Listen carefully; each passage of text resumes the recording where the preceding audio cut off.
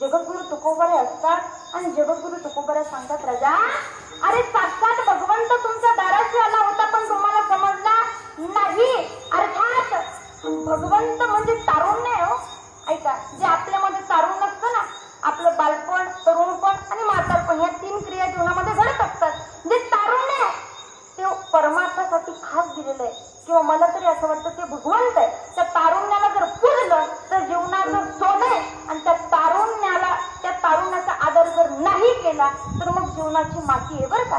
तो व्यक्ती सांगत होता, जगद्गुरु तुकोबराय, परमार्थ करण्याच्या वयामध्ये मी संसार केला आणि कमी नाही केला, एवढा केला, जीवाचं रान केलं, एवढा संसार केला, पण आज फार मोठा धक्का मला बसला. म्हणे काय झालं? तेव्हा तो व्यक्ती सांगतो, जगद्गुरु तुकोबराय, अहो ज्या पत्नीसाठी उभं आयुष्य जाळलं, अहो ज्या पत्नीसाठी तिनं फक्त 1 साडी मागितली, किती दिल्या?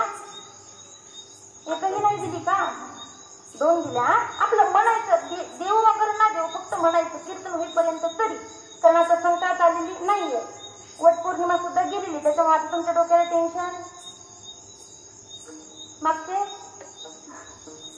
ऐका, 1 साडी मागितली मला 2-2 दिले. तिला 1 ग्राम सोनं मागितलं, मी 2 ग्राम तिला सोनं केलं, एवढं सोनं केलं, एवढं फुलासारखं तिला जपलं, पण शेवटी काय मिळालं?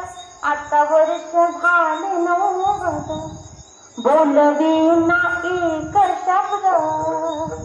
आता वर्ष झाले नवगत, बोलवीना एक शब्द. स्त्री पुत्र म्हणे प्रसिद्ध, स्त्री पुत्र म्हणे प्रसिद्ध, आता तोडाचा मंध, सावध सावधान वासे वदनारायण, तासे भयाने काहीतरी करारे साधून सावधान. ऐका, ज्या स्त्रीसाठी उभं आयुष्य जायचं, पण काय झालं? आता वरिष्ठ झाले नवगत, बोलवे ना एक शब्द. आणि मग ऐका, स्त्री पुत्र म्हणे प्रसिद्ध, आता तोडाचा मंधा. ज्या स्त्रीसाठी, ज्या पुत्रासाठी एवढंही इष्टेट कमवून ठेवली, शेवटी ते काय म्हटले? आता तोडा संबंध. ओ जगद्गुरु तुकोबराय, माझ्या पत्नीने आणि माझ्या मुलानं मला सांगितलंय. म्हणे काय सांगितलंय? माझ्या पत्नीने आणि माझ्या मुलानं मला सांगितलंय की आता मात्र तुम्ही आमच्या सोबतचा संबंध तोडा. पण प्रॉब्लेम एक आहे, मन निघत. मला एका गोष्टीची फार मोठी शोकांतिका वाटते हो. ते कितपत खरंय आणि कितपत खोटं हे मी तुम्हाला सांगू शकत नाही, पण मेल्यानंतर सुद्धा कावळा शिवत नाही, हा अनुभव तुम्ही सुद्धा अनुभवला असेल. तुमच्या दाव्याला शिवला होता का? कन्फ्युज होऊ नका बरं का, उलटा प्रश्न विचारला हे की नाही. नाही, तुम्ही हसलात ना, याचा अर्थ तुम्ही रेंजमध्ये आहात. तुम्ही जर हसल्या नसत्या ना, मी समजून गेले असते की तुमचं टावर ऑलरेडी पडलेलं आहे, हे की नाही. ऐका, 10व्याला काय होतं? पिंडीला कावळ सुद्धा शिवत नाही, जन्म पूर्ण निघून जातो, पण अपेक्षा मात्र संपत नाही. जगद्गुरु तुकोबराय असतात आणि जगद्गुरु तुकोबराय सांगतात, राजा अरे खऱ्या अर्थाने ती खऱ्या अर्थाने परमार्थाची वेळ होती ती आता तर निघून गेलेली, पण आणखीन सुद्धा 10 वर्ष बाकी बरं का. ऐका, वाल्या कोणीने जन्मभर पाप केलं, पण जेव्हा संताची संगत जीवनामध्ये प्राप्त झाली तेव्हा मात्र जीवनाचं सोनं झालं. आणि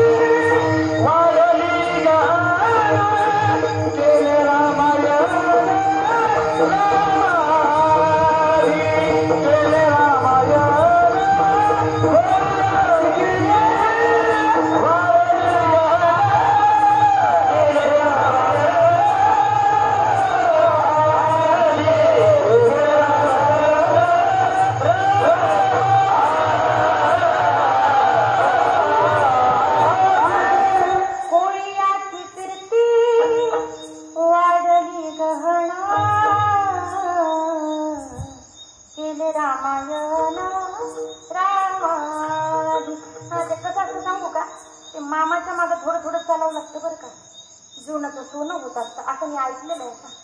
सगळेच मामा तसे नसतात हा. शकुनी मामा पाहिला तर मग तिथं मातीच आहे की नाही.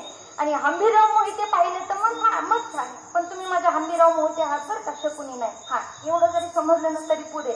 ऐका, खरं कळलं पाहिजे माणसाला, नाही तर जमीन आणि आसमान एक म्हणतं की मग बाकीचं जिकडे तिकडे डोकं लावायची गरज नाही. कारण की सुरुवातच समजली नाही, शेवट काय समजणार आहे. ऐका, केले रामायण रामाजी काय संतांची संगत प्राप्त झाली. जीवनाचं सोनच नाही तर रामायण लिहिण्याची ताकद जीवनामध्ये प्राप्त झाली. जगद्गुरु तुकोबा आहे म्हणून मी तुमच्या जवळ आलोय गड्या. ऐका, 10 वर्ष माझ्या जीवनाचे बाकी आहेत. अहो, परमार्थ एवढा सुंदर आहे आणि परमात्मा एवढा गोड आहे की मला खात्री आहे तो परमात्मा, तो भगवंत दयाचा सागर कृपाळू सिंधू मला त्याच्या पायथ्याशी घेईल. म्हणून आता तरी मला भक्तीचा मार्ग सांगा. जगद्गुरु तुकोबा असतात आणि जगद्गुरु तुकोबा म्हणतात उशिरा का होईना ट्रेन लागली हे महत्वाचं. उशिरा का होईना लागली हे महत्वाचं. चला, तुला लागली ट्रेन, गाडीमध्ये बस.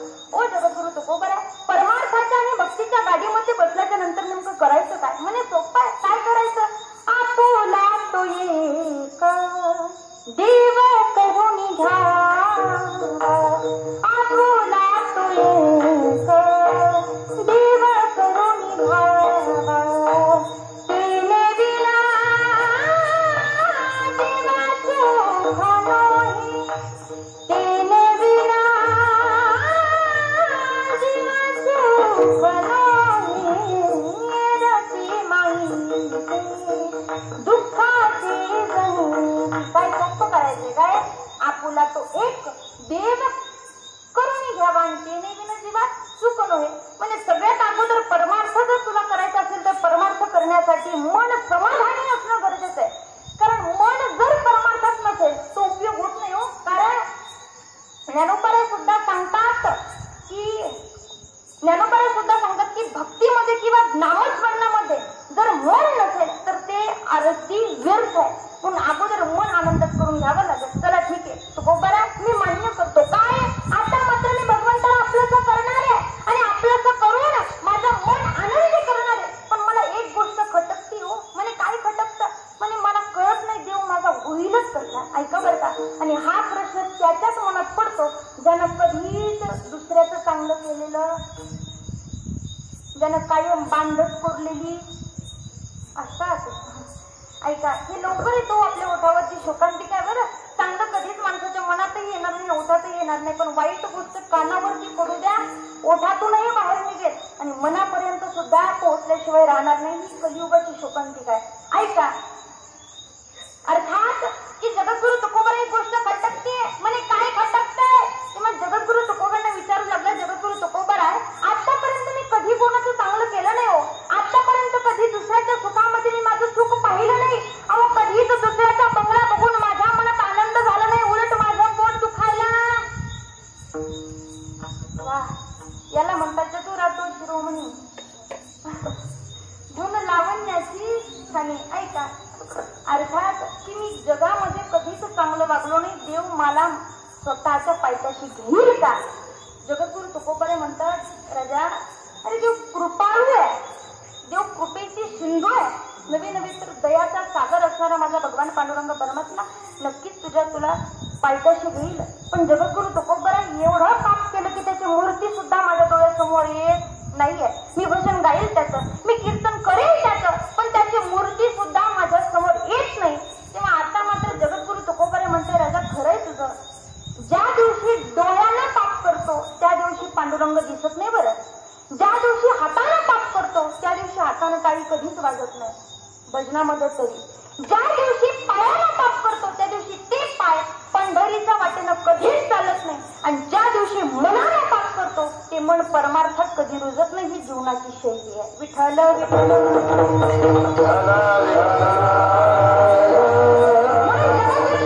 सांगतात, तुझ्या डोळ्याचा पाप एवढा आहे, तू संसार डोळ्याने पाप केलं सुद्धा आणि पाप होताना पाहिलं सुद्धा. म्हणून खऱ्या अर्थानं पांडुरंग परमात्म्याची मूर्ती तुझ्या डोळ्यासमोर येत नाहीये. पण जगद्गुरु तुकोबा, मला तर भगवंताला आपलंसं करून घ्यायचंय, मला तर भगवंताच्या पायीशी जायचंय ना, मला तर माझ्या जीवनाचा उद्धार करून घ्यायचाय, पण तू माझ्या डोळ्यात समोर येत नाही. आता मी नेमकं करू काय? जगद्गुरु तुकोबा सांगत, राजा आता तुला एक गोष्ट करावी लागेल. काय करावी लागेल? जगद्गुरु तुकोबा म्हणतात, तुला स्वतःचा देव आखाडावा लागेल. करावा लागेल. म्हणजे ठीक आहे, पण मला सांगा की देव तयार करतो मी, पण तो येईल का? मी एक गोष्ट कीर्तनात नेहमी सांगत असते की शिक्षकांना शिकवावं बरं का आजी, शिक्षकांना शिकवावं आणि विद्यार्थ्यांना फुल झोपीत असावं. बरोबर ना? करा असं असं करा. हा नाही नाही हा, शिक्षकांना शिकवावं आणि विद्यार्थ्यांना जर झोपीत असावं मग मात्र त्या शिक्षणाचा त्या ज्ञानाचा काहीच उपयोग नाहीये. हा, पण शिक्षकांना शिकवावं आणि विद्यार्थ्यांना विरूपाने विचारावं गुरुजी पुढे काय, गुरुजी पुढे काय, आणि मग मात्र शिक्षकाला सुद्धा शिकवायला मजा येत असते. पहा आता इथं गंमत अशी झाली आहे, अहो शिक्षक तर साक्षात जगद्गुरु तुकोबर आहे आणि जगद्गुरु तुकोबराची महती काही कमी का? साक्षात जगद्गुरु तुकोबर म्हणजे कोण? तुकिता तुलनी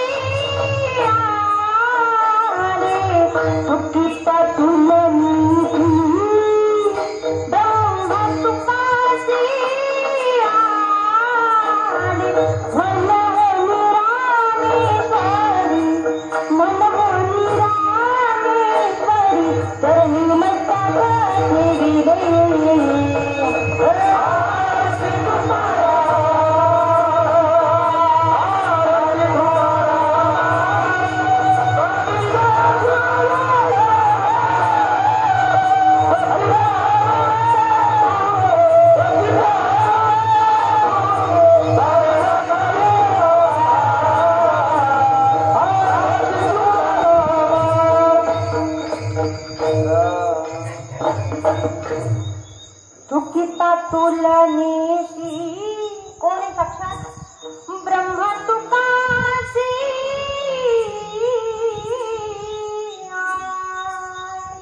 साक्षात ब्रह्मदेव म्हणजे जगद्गुरु तुकोबर आहे. मग ते कमी चतुर असतील का? ऐका, अर्थात जगद्गुरु तुकोबर शिकवतात आणि तो साधक मात्र गुरुपाने जगद्गुरु तुकोबरांना विचारतो, जगद्गुरु तुकोबर आहे, अहो मी देव आखेल, मी देव, माझा देव मी तयार करेल, स्वतःच्या हातानं, स्वतःच्या भक्तीनं, स्वतःच्या निष्ठेनं माझा भगवान पांडुरंग परमात्मा मी माझ्या परीने तयार करेल, पण तो देव येईल का हो? आता मात्र जगद्गुरु तुकोबरे असतात. जगद्गुरु तुकोबरे म्हणतात देव बघणं फार सोपं आहे बरं का. ऐका ना, आपण देवाला बघणं हे फार सोपं आहे, पण देवानं सुद्धा आपल्याला तेवढ्याच निष्ठेने पाहावं हे फार कठीण आहे. आपण देवाची भक्ती करावी हे फार सोपं आहे, पण देवानं सुद्धा आपली वाट पाहावी हे फार कठीण आहे. आपण संसार करावा हे फार सोपं आहे, पण तोच संसार आपली सेवा करेल याची खात्री तुम्ही देऊ शकता का? नाही.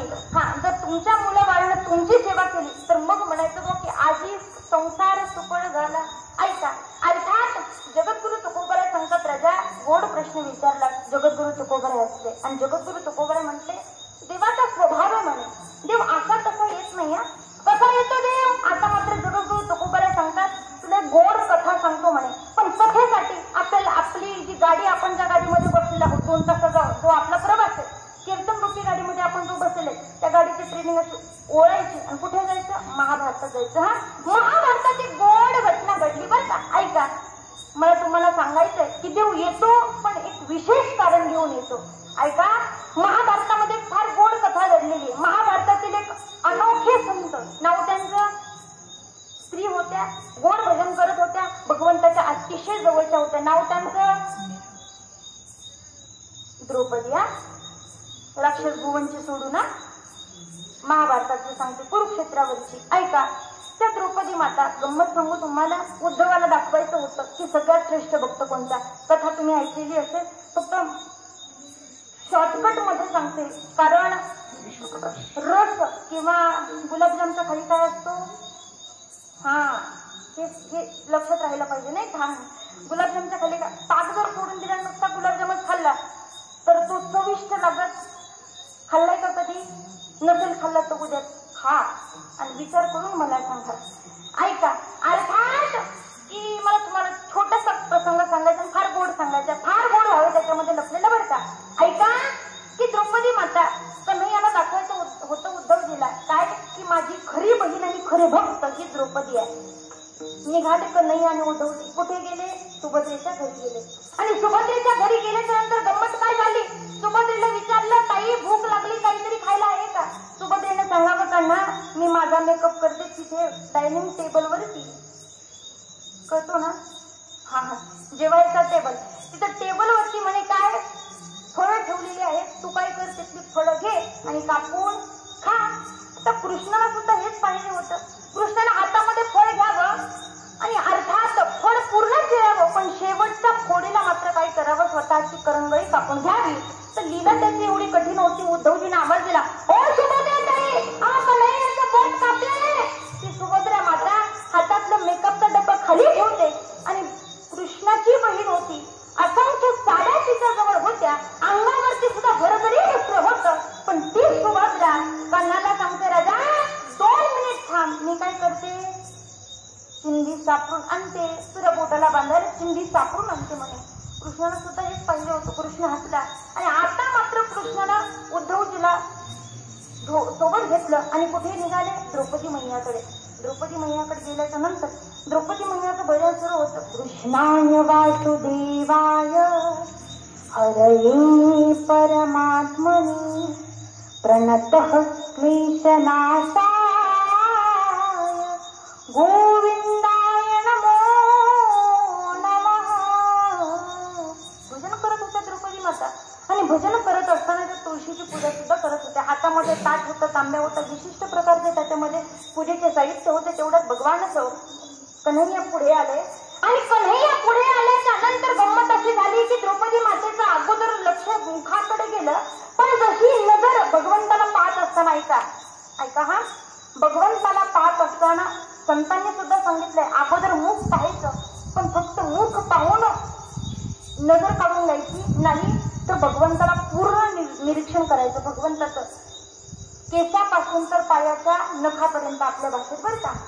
भगवंताला निहाळता निहाळता पाहिलं की पिवळा असणारा पितांबर हा लाल हुंद झालेला आहे, हातातली थाली सटकली आणि शोक केला, एक नाही काना, काय झालं तुला.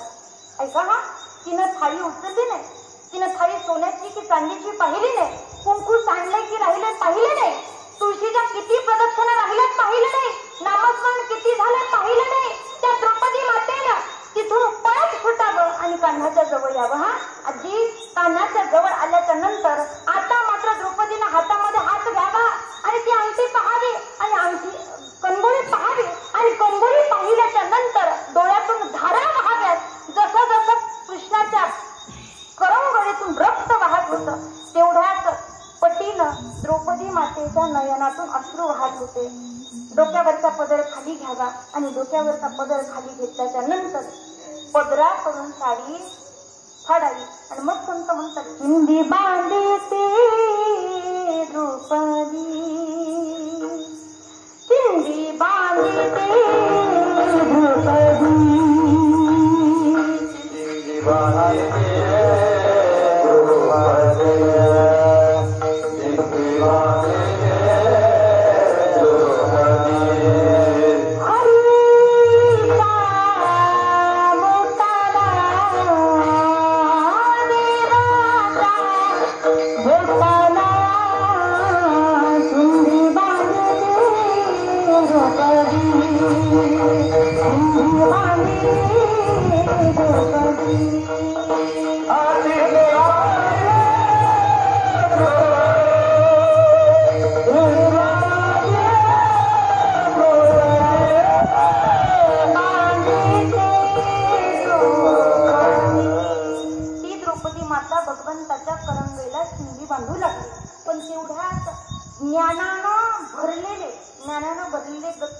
कोण उद्धवजी बोलले बरं, काय बोलले, ओ द्रौपदी माता, कळतं का तुम्हाला काय झालं? अहो, सौभाग्यवती स्त्रीने डोक्यावरचा पदर खाली पडू द्यायचा नसतो. तुम्हाला अजिबात म्हणत नाही मी द्रौपदीचं सांगते, माझ्याकडे काही टकाऱ्यावणी पाहू नका. हा, तुम्हाला अजिबात म्हणणार नाही. तुमचं माझं काही बांधायला बांधते का? आपली काही कोर्ट कचेरी अजिबात नाही. आपलं काही संबंध नाही. 2 तासाचा संबंध मी पाकिट घेणार आणि पहिल्यांदा हसलं, पण आता राग आला तुम्हाला, आहे की नाही? ऐका, अर्थात ती सांगितलं काय, सौभाग्यवती स्त्रीने डोक्यावरचा पदर पडू द्यायचा नसतो आणि जरी पडलाच तर काय करायला पाहिजे, काय करायचं असतं, पदराकडून कधीच साडी फाडायची नसते. पण आता मात्र द्रौपदी माता हसल्या आणि द्रौपदी माता म्हणतात, उद्धवजी खरंय तुमचं का, जर फाडलीच पदराकडून साडी तर मात्र म्हणतात सौभाग्य कमी होतं माणसाचं. नवऱ्याचं आयुष्य कमी होतं.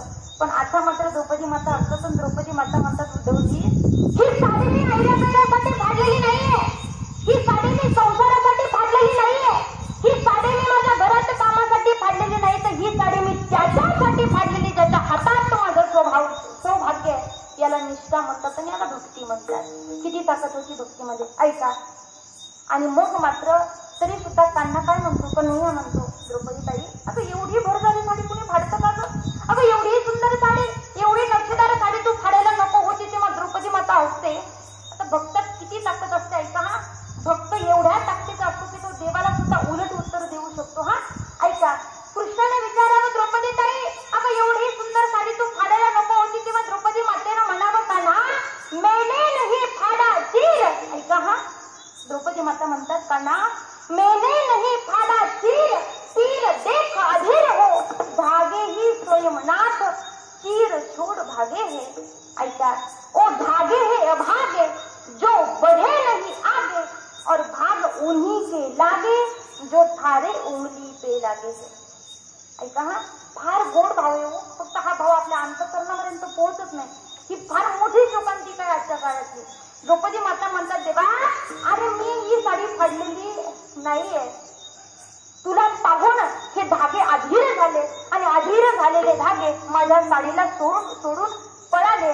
ओ धागे हे अभागे जो बढ़े नहीं आगे, अरे भाग उन्हीं के लागे जो थारे उंगली पे लागे. अरे भाग्य त्या धाग्यांचं आहे. कोणत्या?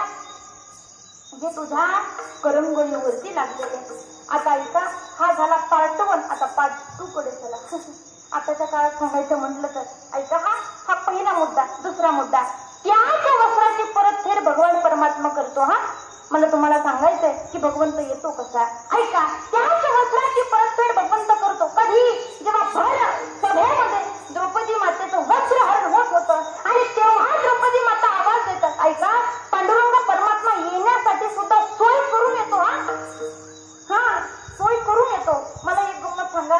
आपण कुठेतरी निघावं प्रवासाला, पुढची सोय आपण केलेली असती तर पाऊस आला तर सोय करून ठेवलेली असते, भूक लागली तर सोय करून ठेवलेली असते नाही. पण तो जगाचा देव आहे, तो अगोदर सोय करून ठेवत असतो. त्यानं सोय करून ठेवली होती. काय की द्रौपदीने मला म्हणावं काय, कोठे गुंतला द्वारिकेचा राया, कोठे गुंतला द्वारिकेचा राया, वेळ काचा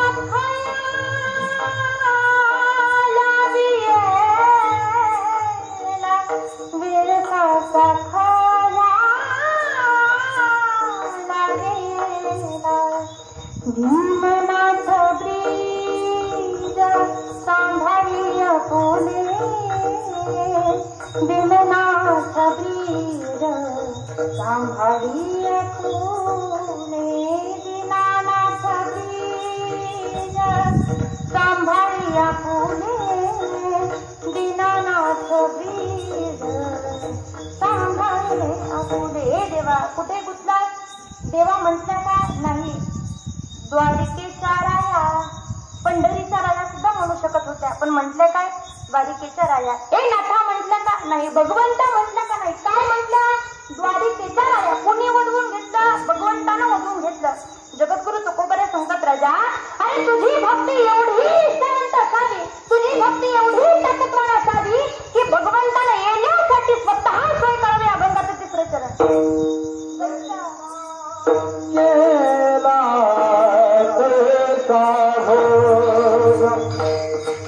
Hare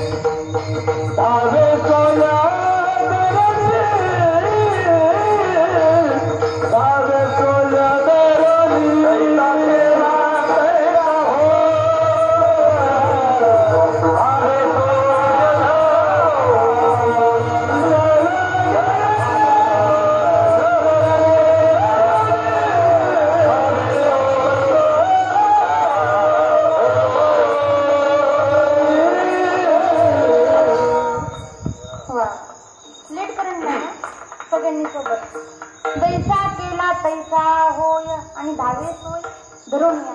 सगळ्यात अगोदर सांगायचं म्हटलं तर मी थोडं उलट पाहते बरं का. उलट पाहते. लोक स्वीचा आपण सोडत मी उलट पडते. ऐका, कसं असतं माहितीये का, आपल्या अभ्यासाची परीक्षा आपण स्वतः घेतली ना तर लवकर पास होता असं मला तरी वाटतं बरं का. ऐका, कारण कसं असतं सांगू का, चला तिकडचं जाऊ द्या, ते आपला भाग राहिला, आपण इकडचं बोलू. है की नाही. काय म्हणतात जगद्गुरु तुकोबरे म्हणतात, जैसा केला तैसा होय आणि दावे सोयी धरून. सोय तो अगोदर करत असतो, फक्त कर्मकांड करणं आपल्या हातात आहे. पण कर्म सुद्धा तेवढ्या तयारीच्या पाहिजेत किती की भगवंताने आपल्याकडे येण्यासाठी सोय करून ठेवली पाहिजे. ऐका, मी मगाशी सांगितलं तुम्हाला, भगवंताकडे जाण्यासाठी आपण तिकीट फाडून ठेवणं हे फार सोपं आहे, पण आपल्याकडे येण्यासाठी भगवंताला तिकीट फाडणं हे फार कठीण आहे. आणि हे थोड्या जणांना जमतं बरं का. अगदी बऱ्याचशा जणांमध्ये अब्जवती लोकांपेक्षा काहीच माणसांच्याकडे भगवंत धाव घेत असतो आणि त्यातले जगद्गुरु तुकोबरे एक होते बरं का. ऐका, मला सांगायचंय काय, जगद्गुरु तुकोबरे सांगतात, कसाही करा तुम्ही पांडुरंग परमात्मा, सावळा करा, गोरा करा, कसाही करा, जैसा गेला तैसा होय. कसाही करा, जसा करता तसा तो होणार निश्चित आहे. पण नवे नवे तर कशाचाही करा तो धाव घेणार हे सुद्धा निश्चित आहे. नवे नवे तर सोय धरून धाव घेणार, धावे सोय धरून. आता मात्र आता कुठेतरी त्याच्या अंतःकरणामध्ये एक आशेचा किरण खुलला बरं का. कारण आता पटलं त्याला की खऱ्या अर्थानं आपले 90 वर्ष जरी वायाला गेले असले, आता इथं बरेचसे टोपीवाले फेट्यावाले असे म्हणतील, ताई आम्ही पण आमचं 90 वर्ष होऊ देऊ आणि नंतर जगद्गुरु तुकोबाऱ्याकडे जाऊ. मग ते चालेल का हो? बरं तुम्ही 90 वर्ष जगणार आहे हे कोणी सांगितलं तुम्हाला? मी मरणार आहे असं पण मी म्हणणार नाही. ऐका, आपला स्वभाव आहे, आपल्याला काय वाटतं की उतारचं वय लागल्याच्या नंतर परमार्थ करू. पण मला खरं खरं सांगा, पायऱ्या चढायला स्वतः की उतरायला? उतरायला कन्फ्युज होतात का? कसा म्हणायचा नाही ना? बोला ना आजी, पायऱ्या चढायला कठीण आहे की उतरायला? उतरायला सोपं आहे का? चढायला कठीण आहे. ऐका, पायऱ्या चढायला कठीण आहेत, उतरायला सोपं आहे. पण उतरायचं असेल तर अगोदर चढावं लागतं. डायरेक्ट वरती काही तुम्हाला किरण आणून उचलून ठेवायचं का? सोपं नाहीये, अगोदर चढावंच लागणार. पण मात्र चढत्या वयात केला तर खऱ्या अर्थानं निश्चित उद्धाराकडे माणूस जात असतो. पण त्याने ठरवलं उतरत्या वयात परमार्थ करायचा अजिबात नाही. त्यांना समजायचं राम नाम सत्य हे आपलं घरीच होणार आहे, आपलं काही पंढरपूरला जाणं होणार नाही. ऐका, विषय तो नाहीये. पण खऱ्या अर्थानं जगद्गुरु तुकोबरा एक आशेचा किरण मनामध्ये जागा झाला. काय? पांडुरंग परमात्मा येणार, हा माझ्या घरी येणार. काय येणार? मी तेवढी ताकदीनं त्याची सेवा करणार. ओ जगद्गुरु तुकोबरा, पण मला सांगा, ऐका ना, मला एक गोष्ट सांगा म्हणे की किती ताकदीनं सेवा करावी किंवा किती निष्ठेनं सेवा करावी? जगद्गुरु तुकोबरा सांगतात, अरे निष्ठा माणसाची एवढी असावी. आणि फक्त भक्तीतच नाही हो, प्रत्येक गोष्टीत जर निष्ठा असेल तर जीवनामध्ये प्रत्येक गोष्ट भेटू शकते बरं का. फक्त निष्ठा तेवढ्या ताकदीची असावी लागते, ठरवावं लागतं, जिद्द लागते माणसाची की मी ते मिळवणारच. मग भलेही असे किती आले आणि तुम्ही म्हणा, आता मी कशाला म्हणून आहे की नाही, कितीही माणूस मार्गी पडू द्या, पण माणूस त्यांना सगळ्यांना पार करून पुढे जात असतो. कशाच्या जोरावर? फक्त जिद्दीच्या आणि निष्ठेच्या जोरावर. एक फार गोड प्रसंग सांगेल. आणि मला आता असं वाटतंय की महाभारतच तुम्हाला सांगितलं पाहिजे. का? रामायण सगळं पाठ आहे आपल्याला, बरोबर आहे ना? भागवत सुद्धा सगळं पाठ आहे. शिव महापुराण सुद्धा आता पाठ झालं तर जमाय, आहे की नाही? कारण ते तेवढं ट्रेंडिंगला आलंय. शिव महापुराण ऐका, ते सुद्धा तुमच्या कदाचित पाठ असू शकतं. पण महाभारत कधी पाठ आहे का? नाही. महाभारतातले मोजच्या कथा आपल्याला पाठ आहे. पण एक गोड कथा मी तुम्हाला सांगून जाईल, निष्ठा किती असावी. ऐका, एक महाभारतात एक असा सुंदर एक काय म्हणतात ना, एक सुंदर पात्र होऊन गेलं. नाव त्यांचं एकलव्य. हा, किती निष्ठा आणि किती जिद्द ती असावी. ऐका, ते एकलव्य जे द्रोणाचार्यांकडे गेले, द्रोणाचार्यांकडे गेल्याच्या नंतर गंमत अशी झाली, द्रोणाचार्यांकडे त्याने प्रस्ताव मांडला, गुरु मला सुद्धा तुमच्याकडून धनुर्विद्या प्राप्त करायची, मला सुद्धा तुमच्याकडून धनुर्विद्या घ्यायची बरं का. पण मात्र द्रोणाचार्यांनी विचार केला, बाबा की एवढ्या मोठ्या राजाची मुलं, एवढे मोठे राजकुमार पांडव आणि कौरव माझ्याकडे शिकतायत आणि हा गावठी मुलगा जर मी शिकायला घेतला तर निश्चितच भीष्माचार्यांना किंवा यांना आवडणार नाहीये. म्हणून द्रोणाचार्यांनी त्या विचाराला नकार दिला. पण नकार दिल्याच्या नंतर त्याच्या जागेवरती जर आपल्यापैकी कोणी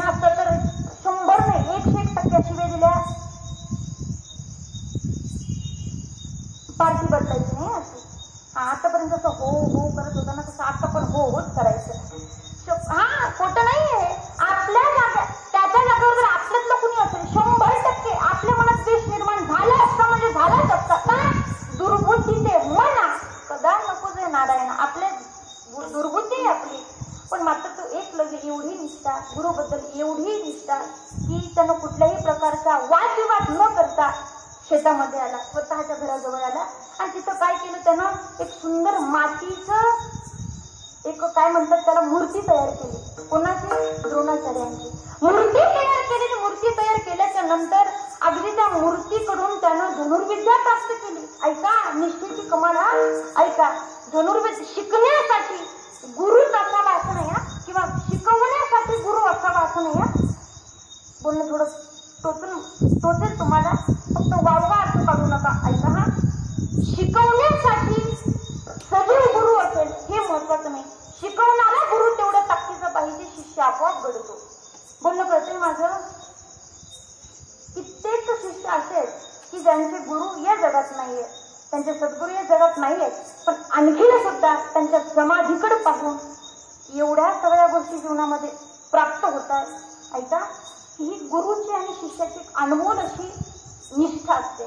त्यानं त्या मातीच्या पुतळ्याकडून सगळ्या गोष्टी शिकून घेतल्या. पण गंमत अशी झाली अनेक काळ लुटला आणि काळ लुटल्याच्या नंतर आता मात्र द्रोणाचार्यांनी ठरवलंय की अर्जुनाची अर्थात पांडवाची कौरवाची परीक्षा घ्यायची म्हणे आणि कुठं जायचं? जंगलामध्ये जायचं.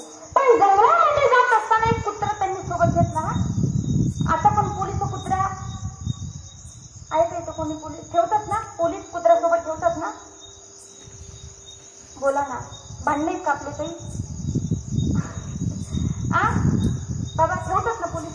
मग मला असं वाटतं की ही प्रथा तेव्हापासूनच चालू आहे. द्रोणाचार्यांनी एक कुत्रा समोर घेतला. का घेतला बरं? तो कुत्र्याला एक सांगितलं होतं, कारण ते गुरु मंत्र दिला होता. काय? की आम्ही तुझ्या मागे चालतो, फक्त तू पुढे भुंकत राहा, जेणेकरून जर काही प्राणी वगैरे जर समोर असतील तर ते तिथून पळून जातील. कुत्रा स्वतःचं काम करत होता, कारण कुत्र्याला जर एखादं काम एखाद्यानं सांगितलं की ते गपचूप करत असतं. कुत्र्याचं सांगते ना, अजिबात अंगावर उडून द्यायचं नाही बरं का तुम्हाला, माझी शपथ आहे गड्या. हा मी कुत्र्याचं सांगते तुम्हाला. कुत्रा आपोआप भुंकत होतं, पुढे निघून जात होतं. कुत्रं भुंकत होतं, पुढे निघून जात होतं. पण गंमत अशी झाली तेच कुत्र एकलव्याच्या स्थानापर्यंत पोहोचलं आणि एकलव्याची तपस्या चालू होती. एकलव्याला राग आला. ऐका हा, राग आला पण राग कंट्रोल केला आणि विचार केला की माझ्याकडे जी धनुर्विद्या आहे ती कुठेतरी मी आता इथे ट्राय केली पाहिजे, इथं सक्षम केली पाहिजे. आणि एकलव्यानं बाण सोडला. एक नाही तर 4 बाण सोडले. ऐका आणि ते 4ही बाण कुत्र्याच्या कुठे लागली? तोंडात लागले. हा, कुत्र्याच्या तोंडात लागले. ऐका नवल हे नाहीये. ऐका हा, 4ही बाण कुत्र्याच्या तोंडात लागले, नवल हे नाहीये. 4 बाण लागले पण कुत्र्याच्या तोंडाला एवढा सुद्धा जखम झाली नाही, नवल हे. ऐका हा, किती मोठी धनुर्विद्या असेल, 4 बाण आणले पण एक सुद्धा जखम झाली नाही. कुत्रा मागे फिरला आणि तो द्रोणाचार्यांकडे गेला. द्रोणाचार्यांकडे गेल्याच्या नंतर आता मात्र द्रोणाचार्यांनी हे पाहिलं आणि जेव्हा द्रोणाचार्यांनी हे दृश्य पाहिलं तेव्हा द्रोणाचार्यांच्या पोटात खळबळ झाली. विचार केला की एवढा मोठा एवढा श्रेष्ठ धनुर्धर या जगामध्ये दुसरा आहे तरी कोण? पुढे गेले तर एक लवी दिसला आणि एक लवी दिसल्याच्या नंतर पटकन डोळ्यात पाणी आलं. ऐका हा, डोळ्यात पाणी आलं. पश्चाताप होऊ लागला की मी जर याला धनुर्विद्या शिकवली असती तर आज याचा मी गुरु आहे हे सांगून अवघ्या जगात मी फिरलो असतो, पण याला मी हकलून लावलं. आज मला त्याच्या समोर जायला नाक राहिलेलं नाही. डोळ्यात पाणी आलं. पण तसेच द्रोणाचार्य समोर गेले आणि विचारलं, एकलव्य म्हणे हो गुरुजी. गुरुजींचं पूजन केलं त्यानं आणि मग मात्र दोघांचा संवाद सुरू झाला. संवाद फार गोड आहे हा. ऐका गुरुजी, तुम्ही इथे एकलव्य तू आणि हे बाण तू आणलेस का? तेव्हा एकलव्य सांगतात, गुरुजी तुमच्या आशीर्वादाने हे बाण मीच आणले. आणि आता मात्र गंमत अशी झाली की द्रोणाचार्यांनी विचारलं, का रे बाबा, मी तर तुला धनुर्विद्या शिकवली नाही, मग एवढा तेजस्वीवान धनुर्धर या दुसऱ्या जगामध्ये आहे तरी कोण? तेव्हा बाजूला सरकन पाठीमागचा पुतळा द्रोणाचार्यांना दिसला. आता मात्र विचारलं की या पुतळ्याकडून तू शिकलास का? तेव्हा उत्तर आलं, हो गुरुजी, मी पुतळ्याकडून सर्व धनुर्विद्या शिकलेलं आहे. आता मात्र द्रोणाचार्य विचारात पडले बरं का, कारण द्रोणाचार्यांची फार मोठी इच्छा होती, जगातला सगळ्यात श्रेष्ठ धनुर्धर कोण पाहिजे? बोला. अर्जुन पाहिजे. आणि हा एवढा धनुर्धर, एवढा ताकदीचा धनुर्धर झालेला आहे, तर याला करायचं काय? किंवा द्रोणाचार्य असतात तर द्रोणाचार्य म्हणतात, राजा अरे तू माझ्याकडून गुरुविद्या घेतली, तू माझ्याकडून शिकलास, पण एक तुला सांगतो बघ, काय गुरु दक्षिणा दिल्याशिवाय कुठलीही विद्या आपण वापरू शकत किंवा ती फळाला जाऊ शकत. एकलव्यानं कुठल्याही प्रकारचा विचार न करता, कुठल्याही प्रकारचा वादविवाद न करता सांगितलं, गुरु तुम्ही जे मागाल मी ते तुम्हाला द्यायला तयार आहे. काय मागितलं? अंगठा मागितला. आणि अंगठ्याशिवाय धनुर्विद्या अपूर्ण आहे. का मागितलं? याच्यातून मी तुम्हाला दोन गोष्टी सांगेन, ऐका. अंगठा मागणारे द्रोणाचार्य होते, ते अर्जुनाचे गुरु होते. ऐका हा, का अर्जुनाचे गुरु? मनात एक गोष्ट होती फक्त, काय जगातला सगळ्यात श्रेष्ठ धनुर्धर कोण पाहिजे? अर्जुन पाहिजे. म्हणून याचा अंगठा घेतला. आणि एकीकडे तो शिष्य होता जो गुरुसाठी प्राण सुद्धा देऊ इच्छित होता. याच्यातून निष्ठा समजते माणसाची. जीवनामध्ये किती निष्ठा असावी, भक्ती किती ताकदीची असावी. आणि भक्ती करत असताना एवढी जर निष्ठा असेल तर काय भेटणार नाही आपल्याला. जगद्गुरु तुकोबारे सांगतात, आम्ही सुद्धा एवढीच निष्ठा पांडुरंग परमात्म्याच्या चरणावरती अर्पण केली आणि तेव्हा कुठेतरी देव उभा मागे पुढे हे आम्ही म्हणू शकलो. मागे पुढे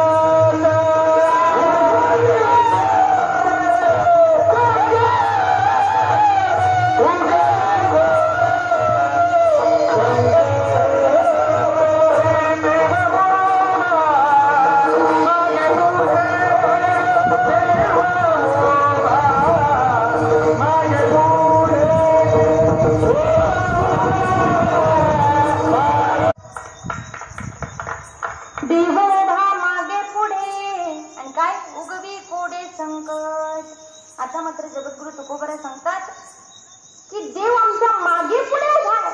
पण हे म्हणण्यासाठी सुद्धा अगोदर साधन केले बरं का. ऐका, निष्ठेने भक्ती केली आणि आता कुठे जाऊन आम्ही म्हणतोय देव उभा मागे पुढे उगवी पुढे संकटी. आता मात्र साधक म्हणतो जगद्गुरु तुकोबरा पुन्हा एक गोष्ट खटकली राहू आपल्याला. काय खटकलं? काय खटकलं? तेव्हा विचारतो जगद्गुरु तुकोबरा, तुम्ही सहज म्हटलात काय, देव उभा मागे पुढे उगवी पुढे संकट. ओ जगद्गुरु तुकोबरा, तुम्ही जर म्हणतात की देव आमच्या मागे पुढे उभा आहे आणि आमच्या प्रत्येक संकटामध्ये धावून येतो, तर तो देव तुमची पत्नी गेली होती तेव्हा होता कुठे? ऐका, हा फार मोलाचा प्रश्न आहे बरं का. सगळे संत सांगतात आम्ही सुखी आहेत. ऐका, सगळे संत सांगतात की आम्ही समाधानी आहेत, पण त्यांचं जीवन चरित्र जर पाहिलं तर त्यांचे एवढं दुःख कोणाच्या जीवनामध्ये नाहीये. आज जगाचे माऊली तिथे बसलेले, सगळं जग आज त्यांना डोक्यावरती घेऊन नाचतंय. माऊली म्हटलं तर अंगामध्ये वेगळी ऊर्जा तयार होते, पण त्या माऊलींना जीवनभर किती सोसले याचा आपण विचार केला का? जगद्गुरु तुकोबरा सहज म्हणून गेले काय की देव उभा मागे पुढे, पण त्या शिष्याने विचारलं, साधकाने विचारलं, जगद्गुरु तुकोबरा सहज म्हणताय तुम्ही उगवी पुढे संकट, पण जेव्हा तुमच्या संसारामध्ये अनेक संकट निर्माण झाली तेव्हा तुमचा देव कुठे गेला होता? पण एक गंमत सांगू का तुम्हाला? ऐका, ती गंमत अशी आहे की संतांकडे काहीच नव्हतं तरी सुद्धा ते समाधानी होते बरं का. आणि आपल्याकडे सगळं पण तरी सुद्धा आपण दुःखी आहे. बरं मला खरं खरं सांगा, हवं तर माझी शपथ घ्या किंवा शेजाऱ्यांची शपथ घ्या. हा आजी, मला सांगा, या मागच्या 25-30 वर्षामध्ये असं तुम्ही ऐकलंय का हो की एखाद्याची बायको अन्न अन्न म्हणून मेली, म्हणजे खायला न भेटल्यामुळे मेली? ऐकलंय तुम्ही? मागच्या झोपल्या का काय? नाही ना, जाग्यात ना मागच्या इकडच्या. असेल हे कदाचित ऐकलं असेल. ऐका, काय सांगायचं मला तुम्हाला. अन्न आहे, वस्त्र तर इतकेच आपल्याकडे. किती कपाट उघडलं की सगळे कपडे अंगावरती. ऐका, एवढे कपडे. आणि पहिल्या काळात गंमत काय व्हायची सांगू का. पहिल्या काळात काही कपाट नव्हते बाबा. आणि कपाट नसल्यामुळे पहिल्या काळात काय होतं, संदूक म्हणतात त्याला किंवा पेटे म्हणतात.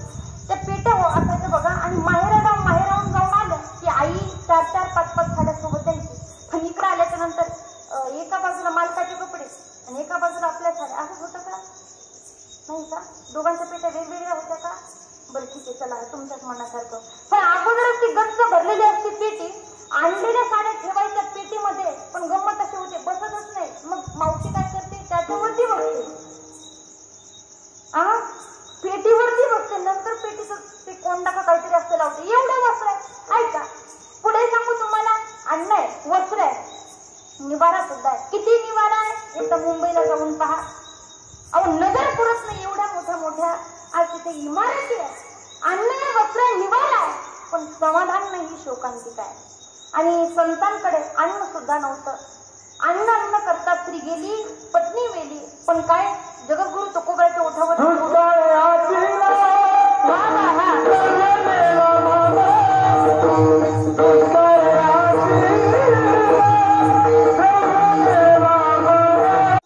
पत्नी अन्न करता मेली. पण जगद्गुरु तुकोबाच्या तोंडावरती थोडं सुद्धा दुःख नव्हतं. काय म्हटले, बरे झाले देवा निघाले दिवाय. म्हणजे बरं झालं बाबा. काय बरं, मला खरं सांगा, तुम्ही म्हणाल का असं.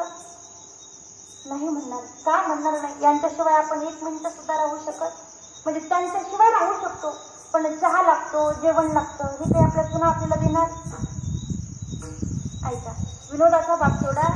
पण खऱ्या अर्थानं जेवढं म्हणणं सोपं आहे तेवढं करणं फार कठीण आहे बरं का. आपण फक्त म्हणू शकतो, पण जगद्गुरु तुकोबाईंनी करून दाखवलं. काय, बरे झाले देवा निघाले दिवाळे. कधी स्वतःची पत्नी जेव्हा निघून गेली तेव्हा दुःख कमी नव्हतं. आता मोठे दुःख जीवनामध्ये होते. अहो, मला सांगा, ज्या माणसांच्या हितासाठी जगद्गुरु तुकोबाई रात्रंदिवस पांडुरंगासोबत झगडत होते. ऐका, बुडते हे जण नदी खरी डोळा येतो कळवळा मानवनिया. कशासाठी झगडत होते. हे बुडणारे जण जगद्गुरु तुकोबांना देखत नव्हते म्हणून झगडत होते. जगद्गुरु तुकोबार आहे, पण हेच जग जगद्गुरु तुकोबांना किती त्रास देत होतं हे वाणीनं सांगू शकत नाही. गरम उकळतं पाणी जगद्गुरु तुकोबांच्या अंगावरती टाकावं. जगद्गुरु तुकोबांनी पांडुरंगाला हात द्यावी. गाथा पाण्यात बुडवावा. जगद्गुरु तुकोबांनी देवाला हात द्यावी. अगदी असंख्य दुःख जीवनामध्ये आले तरी सुद्धा जगद्गुरु तुकोबांनी देवाला हात द्यावी. जगद्गुरु तुकोबाई सांगतात, राजा, आणि तू प्रश्न विचारलास मला काय, की एवढे संकट माझ्या जीवनामध्ये येऊन गेले, पण माझा देव होता कुठे.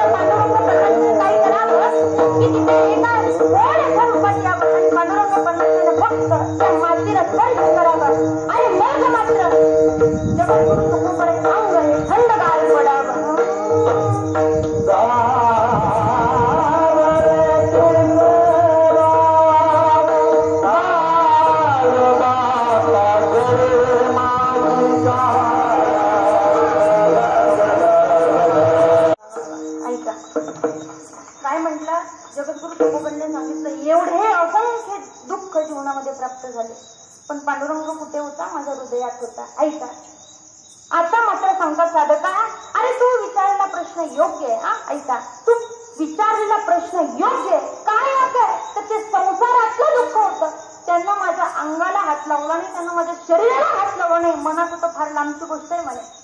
आणि दुःख मनाला झालं तर डोळ्यातून पाणी येतं, नाहीतर कितीही आपण ऍक्टिंग केली तरी ते रडल्यासारखं वाटतच नाही. हा, रडून हे अंतःकरणात लपलेलं असतं. ते उफळून आलं तरच ते खरं रडू, नाहीतर उपयोग नसतो त्याचा, हे की नाही? ऐका, जगद्गुरु तुकोबाराय सांगतात ते दुःख माझ्या अंतःकरणापर्यंत पोहोचलंच नाही.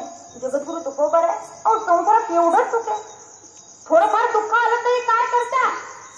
जगद्गुरु तुकोबाराय सांगतात, राजा, अरे आम्ही देवाकडे मागणं मागितलं त्या सुखासाठी. काय मागणे मागितलं? आगी लागो तया सुखा आणि जेणे हरी न ये मुखा. अरे आग लागो म्हणे त्या सुखाला, ज्यानं हरीचं नाव माझ्या मुखाला येत नाही त्या सुखाला म्हणे. मग ऐका, जगद्गुरु तुकोबाराय सांगतात की निष्ठेनं भक्ती केली, संसारातल्या सुखाला आग लावली, आणि म्हणून आम्ही आज खऱ्या अर्थानं म्हणू शकतो काय? देव उभा मागे पुढे आणि उगवी पुढे संकटे. प्रत्येक संकटातून भगवंतानं मला वाचवलंय, म्हणून उगवी पुढे संकटे. जगद्गुरु तुकोबाराय आम्हाला सांगा, तुम्ही हरीचे दास झाला. हा, ऐका, हरीचे दास झाला, भगवंताची सेवा केली, अर्थात सगळ्या परमार्थ, तातडीने परमार्थ केला, पुरेपूर परमार्थ केला. प्राप्त काय झाला? आपण प्रथम चरण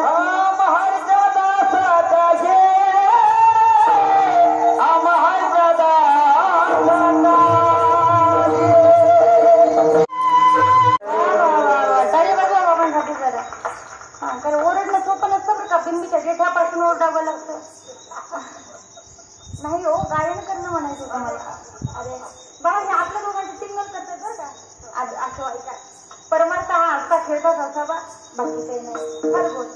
आम्हा हरीचा दासा काही भय नाही त्रयलोकी. ऐका, जगद्गुरु तुकोबाराय छाती ठोकून सांगतात की जेव्हा खऱ्या अर्थानं हरिभक्त पारायण, ऐका, ही पदवी आज सध्या जर विचार केला तर कोणीही घेत आहे, पण ऐका, गंमत अशी आहे, हरिभक्त पारायण ही जरा नंतर आहे बरं का. अगोदर हरिभक्त होणं गरजेचं आहे. आता आम्ही संस्थेमध्ये जेव्हा शिकत होतो तेव्हा काही खोडकर मुली असं म्हणायचे, दिदींनी सहज एकदा विचारलं, मामा म्हणजे हरिभक्त पारायण म्हणजे काय? ह म्हणजे काय? मुलींनी सांगितलं, हळूच भजे पळवणारे म्हणजे हरिभक्त पारायण, आहे की नाही?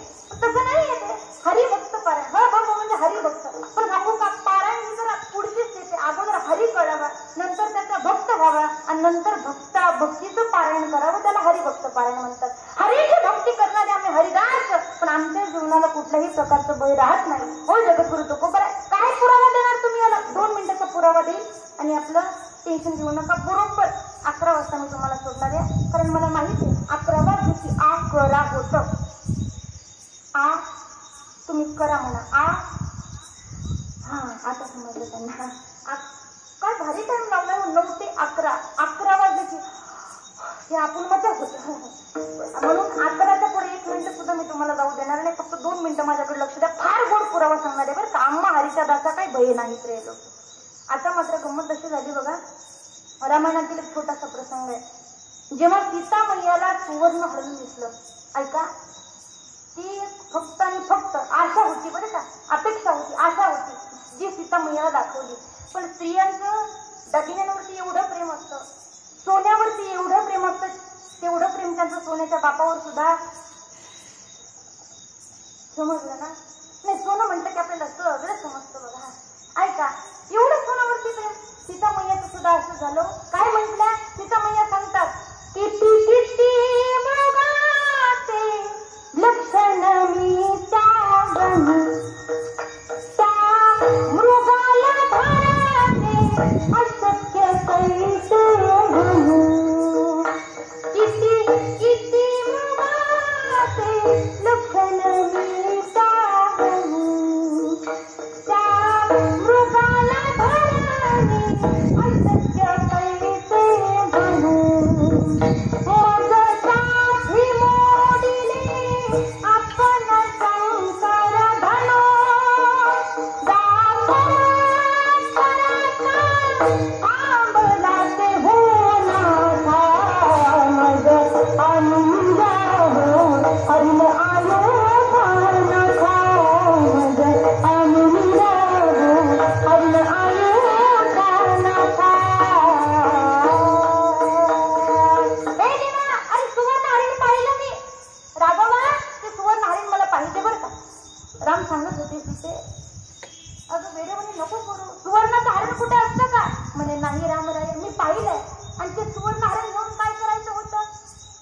हरीनं पाहतील सासवा जावा आणि मग भरत काही करतील आपुला हेवा. इथं सुद्धा एक खऱ्या अर्थानं इथं सीतामया भक्त नव्हत्या, तो कोण होत्या? एक जाव आणि एक सून ज्याला म्हटलं जातं. हे दोन प्राणी फार कठीण आहेत जगातले. सासू सुना हे केले. ऐका, सीतामया सांगतात मला हरिण आणून द्या. पण गंमत सांगू का, हरिण आणायला भगवंत जातात सुद्धा, पण गंमत अशी होते की ते हरिण मुळात मायावी असतं आणि मग तिथून मात्र सीतामयाचं हरण होऊन जातं.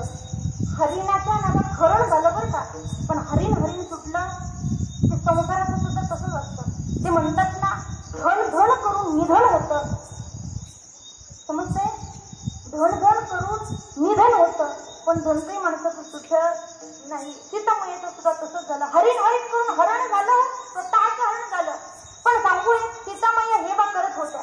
सीतामया धडपड करत होत्या राघवाकडे जायची, पण मनात एक इच्छा होती, एक निष्ठा होती. ऐका, सीतामया फक्त पत्नी नाही येतो, सीतामया जनकाची पुत्री नाहीये, सीतामया फक्त सूर नाहीये, सीतामया फक्त राणी नाही, सीतामया फक्त सीता नाही, तर सीतामयाची एक अनोखी ओळख आहे. काय? केवळ स्त्री नव्हे ती सीता, ते निज भक्त तत्वता, सांडोनी राज भोग समस्था, देवीचा निज स्वार्था वना आली.